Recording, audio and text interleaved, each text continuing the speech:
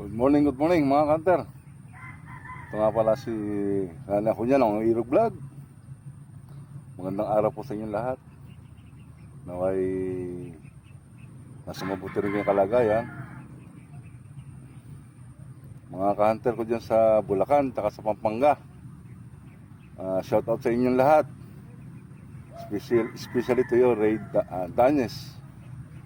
Hello sir, good morning. Ito, nag-video na lang ako. Medyo madalang ang gataw ng dalag. Marami naman puno dito kaya malilim. Kaya ito nakasilong ako sa hindi na ako nag long sleeve. Marami mga puno ng ipil kahit paano, nakakalilim naman.